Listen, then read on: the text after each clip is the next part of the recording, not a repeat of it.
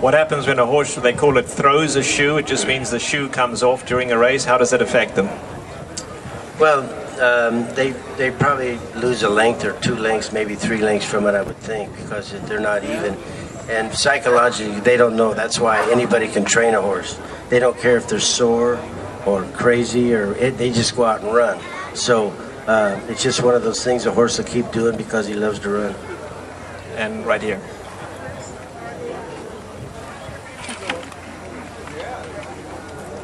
What do you think of Calbreds, California breds? Well, I made my start with California breds when Old English Rancho was the 13 years leading breeder in California against all the great Eastern outfits. And Colonel Keister, who bought all the horses for World War II and in World War I, he was the president of the Breeders' Association at that time, and he told me about sandy loam soil. So there's 3 or 4 farms that have great sandy loam soil, like Old English Rancho, River Edge. There's a couple more, but they've shrunk. They used to have the greatest farms. They were everywhere, but because California's land is so valuable, they've made housing projects out of them. So I do like Calbreds, but to me, it's shrinking. So I like to go to Kentucky, where it's still the same for the last 150 years. Huge pastures, great breeders, 5,000 horses to pick from, and that's where I like to buy mine now. I'll just ask Joel a question to keep him in the picture here. Who's your agent, Joel, and has he really helped you to get going here in California? Yeah, my agent, Vince Gregory, and when I was in San Francisco before, and he called me for, riding in San Francisco on second leading riding the Razo Bred, and he asked me, he called me for coming down here, make a good job here, so the better place here, And who are your main trainers that you're riding for here at Del Mar? Who are the top trainers you're riding for? Right here at Del Mar, for Mike Mitchell. Mike Mitchell? Yeah, and John Sadler too. Okay. John Sadler and Mike Mitchell. As I say, he's going to be hot today. Take my word for it. 3 wins, maybe 4 today, all right? We got one right here. All right.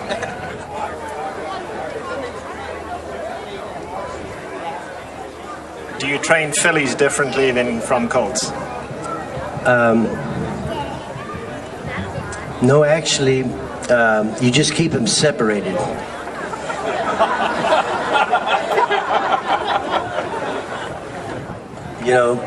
You can't train a colt with a filly, so you have to train them in groups. A group of 3 of colts or 5 colts, or 3 or 4 or 5 fillies, because colts are like young teenagers, from 14 to 19. I mean, they got a lot of things on their mind.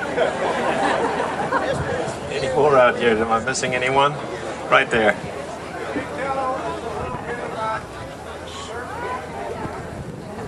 Oh, Surf right here, California Equine Retirement Foundation, the original horse retirement people out here, and they're there the whole morning. If you have $2 spare, $5 spare, $100 spare, if you'd like to go over and help them, I can tell you it's a magnificent cause.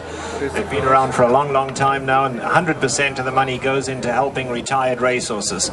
Often the retired racehorses are neglected. In fact, I think there was a story I was just reading today in the newspaper, I believe, the San Diego Tribune, about horses going to slaughter that people didn't even know they were, and they were there, good racehorses. They were very faithful to their owners, and the next minute the owner finds out that when they sold them to someone who they respected and trusted, they were immediately sent to slaughter.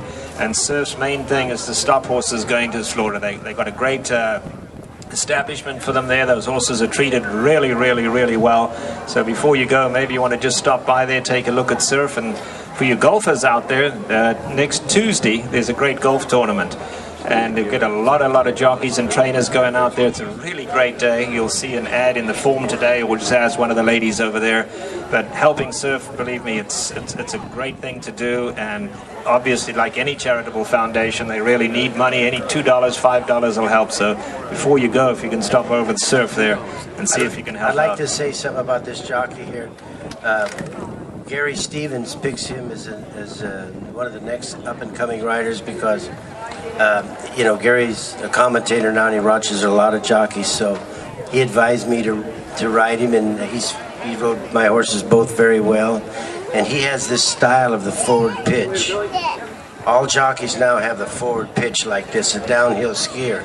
When I first came around in racing, they taught you to get a horse running and sit back like a